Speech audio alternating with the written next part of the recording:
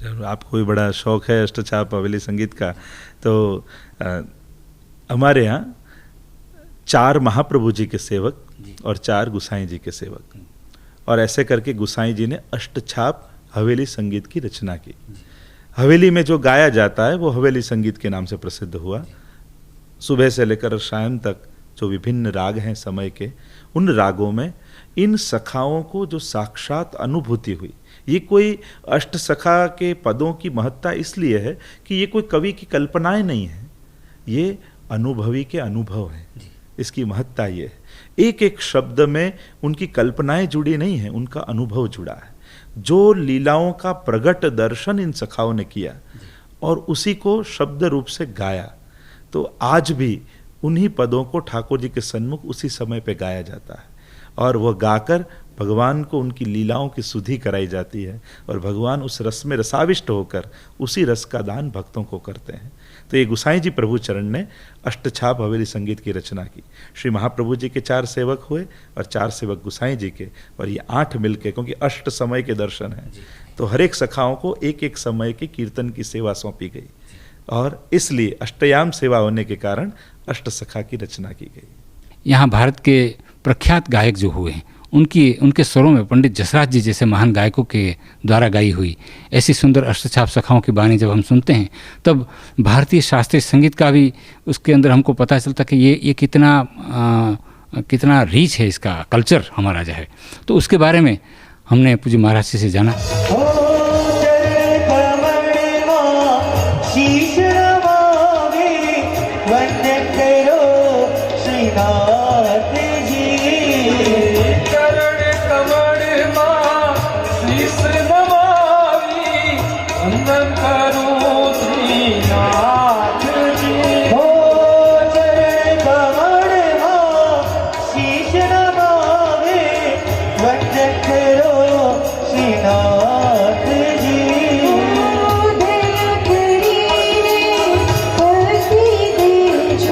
Puja JJ, assistant mayors, councillors, presidents of committees, trustees of this wonderful new temple, it is a huge honour for me to be here with you today on the opening of this new temple in Leicester.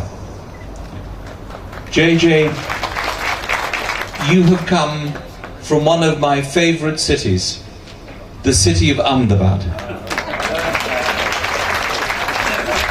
The city that has probably worse traffic problems than Leicester. But a city of many temples. And you have come all over, across continents, to be with us here, to the other great city of the world, that is a city of many temples.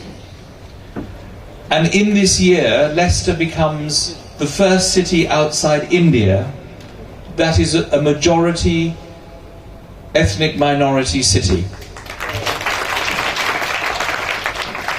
And therefore we have a responsibility to ensure that all the great religions of the world are properly represented. And Hinduism is ingrained in the fabric of the city of Leicester. बहुत किस्मत के साथ ये दिन मिलता कि जब हम किसी भी मंदिर के उद्घाटन का भाग बन सकते हैं। दिल करता, लेकिन आज ब्रजधाम, मथुरा नगरी, वृंदावन, जो भी आप बोलिए, द्वारका जी, सब लेस्टर में है और बेलग्रेड नगरी आज कृष्ण भगवान का स्थान बन गई है। I really feel deeply honored and touched when I saw those beautiful doors opening slowly to unveil and do the opening of this beautiful mandir Haveli and Leicester today.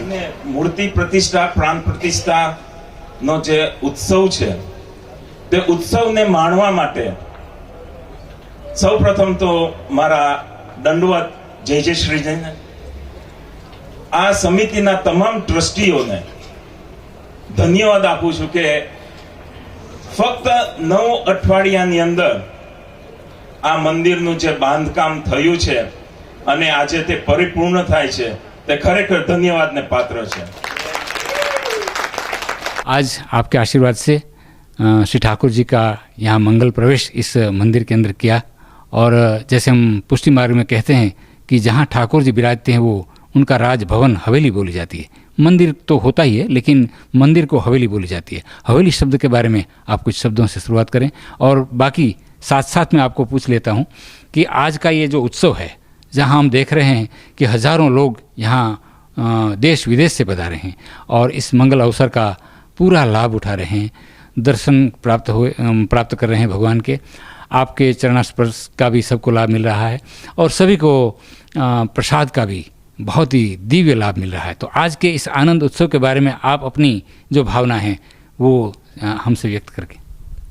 सबसे पहले तो आपने जो प्रश्न किया हवेली यानी क्या जी। हवेली शब्द वैसे तो फारसी शब्द है। अच्छा। हवेली का वैसे अर्थ होता है सुसज्ज विशाल घर। हमारे यहाँ हिंदू धर्म में दो प्रकार की परंपराएं हैं, एक मंदिर परंपरा और एक हवेली परंपरा। जहाँ पूजा मार्ग हो वहाँ मंदिर होता है और जहाँ सेवा मार्ग हो वहाँ हवेली कहा जाता है। अच्छा। मर्यादा भक्ति और पुष्टि भक्ति दो प्रकार की हमारे यहाँ हिंदू समाज में भक्ति प्रचलित है। मर्यादा मंदिर या मर्यादा भक्ति में पूजा होती है, जैसे षोडशोपचार पूजा जो वैदिक पूजन किया जाता है वैसे ही पंचोपचार पूजा कहीं होती है। और यहाँ सेवा मार्ग में अष्टयाम सेवा होती है। हमारे यहाँ हवेली इसलिए कही जाती है क्योंकि महाप्रभु जी बताएं कि ये नंद बाबा का घर है। जैसे सारस्वत कल्प में नंद बाबा का विशाल घर था, वैसे ही पुष्टि मार्ग के जो स्थान है, इष्ट स्थान है, वो नंद बाबा के घर से, इसलिए यहाँ शिखर ध्वजा अन्य मंदिरों की तरह नहीं होती क्योंकि यहाँ गृह सेवा की भावना है, नंदालय की सेवा की भावना है और इसीलिए इस स्थल को हवेली बोला जाता है।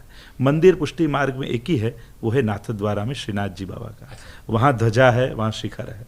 बाकी सभी हवेलियाँ, क्योंकि अन्य जगह भगवान के घर में गुरु रहते हैं और यहाँ हवेली इसलिए कही जाती है कि गुरु के घर में भगवान है। यहाँ वैष्णव आता है, अपने गुरु के पास जाता है, गुरु सदुपदेश करते हैं और वो आज्ञा करते हैं कि अब तू ठाकुर जी की ओर जा। जैसे गुरु गोविंद दो खड़े जो कहा जाता है, किसको पैर लगो, पर पुष्टि मार्ग में ये भावना है कि जब गुरु के पास आओ तो जिन गोविंद दियो बताए वो अपने पास नहीं रखते, हो गोविंद के पास भेज देते हैं कि जाओ भगवत सेवा करो।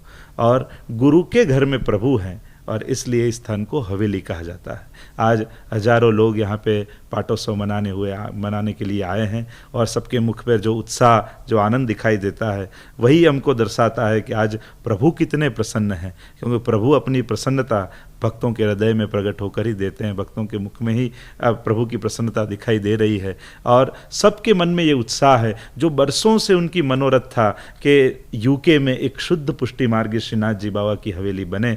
तो आज ये गौरव वैष्णव संघ ऑफ यूके को मिलने जा रहा है कि जिसके द्वारा ये पूरा सुंदर हवेली का आयोजन किया गया और समग्र यूके की सर्वप्रथम शुद्ध पुष्टि मार्गी हवेली। शुद्ध इसलिए कि वल्लभ कुल के साथ है, वल्लभ कुल के सानिध्य में है और अष्टयाम सेवा जो श्रीनाथ जी बाबा की होती है उसी प्रकार से यहाँ शुद्ध क्रम चलाया जाएगा। तो आप सभी को बहुत बहुत बधाई, शुभकामना समस्त यूके वासियों को देता हूँ। शायद अब भारत आप न जा पाओ तो भी कोई बात नहीं, नाथ द्वारा अब यूके में आ चुका है और स्वयं श्रीनाथ जी बाबा यूके में विराज चुके हैं। और यहाँ आकर मैं आपको विश्वास दिलाता हूँ, जब भी आप दर्शन करने आएंगे तो आपको यही अनुभव होगा मानो आपकी नाथ द्वारा की यात्रा यहीं पर हो गई। लोग पूछते हैं कि मंदिरों में भगवान के दर्शन के बाद किवाड़ बंद क्यों हो जाते हैं और फिर बाद में दूसरे समय पर खुलते हैं। ये बंद करने के और खोलने की जो प्रथा है उनके बारे में मुझे लगता है कि आपसे विशेष कोई नहीं प्रकाश दे सकता। तो हमारे सभी भाई बहनों के लिए थोड़ा इस बारे में कुछ कहिए। ये सुंदर प्रश्न आपने किया क्योंकि ज़्यादातर लोगों को ये पता नहीं होता। मंदिर के बाहर क्या चल रहा है वो सब जानते हैं, पर अंदर क्या चल रहा है, क्यों किवाड़ बंद हो रहे हैं, क्योंकि हमारे यहाँ अष्टयाम समय की भावना है। तो जैसे यशोदा जी लालन को जगाते हैं तो मंगल भोग आरोग आते हैं, तब किवाड़ बंद होते हैं। फिर ब्रजभक्त दर्शन करने आते हैं तब किवाड़ खोलकर यशोदा जी लालन का दर्शन कराते हैं। वैसे जब जब किवाड़ बंद होते हैं तब अंदर ठाकुर जी को भोग धराया जाता है। और हमारे यहाँ कहा जाता है कि प्रभु अर्धभुक्त वस्तु नहीं आरोगते, मतलब हमारी दृष्टि भी हम ठाकुर जी को जो धरते हैं उस सामग्री में पड़नी नहीं चाहिए, क्योंकि दृष्टि पड़े तो भी वो अर्धभुक्त हो जाती है। इसीलिए टेरा लगाकर, किवाड़ लगाकर ठाकुर जी को भोग आरोगाया जाता है और भोग आरोगने के बाद ठाकुर जी भक्तों को दर्शन देते हैं। तो जब जब किवाड़ बंद होता है तब पहले मंगल भोग, फिर श्रृंगार भोग, गोपी वल्लभ भोग, राजभोग, फिर अनवसर हो जाते हैं, प्रभु पौड़ जाते हैं, फिर उत्थापन भोग, सभी जो गौचारण करने प्रभु पधारे हैं तो जो सखाए हैं वो फल फूल तोड़ लाते हैं और वो जो भोग धरते हैं उसको उत्थापन भोग धरते हैं कहते हैं। फिर जब वापस गोकुल जाने का समय होता है ठाकुर जी का तो गायों को लेकर प्रभु गोकुल पधारते हैं और तब गोपियाँ जो भोग आरोग आती हैं वो भोग संध्या कही जाती है। और ठाकुर जब नंदालय में आ जाते हैं तब यशोदा जी ठाकुर जी को भोग आरोग आते हैं, वो शयन भोग। तो जब जब भोग आता है तब किसी की दृष्टि न पड़े इसलिए टीवाड़ बंद किए जाते हैं।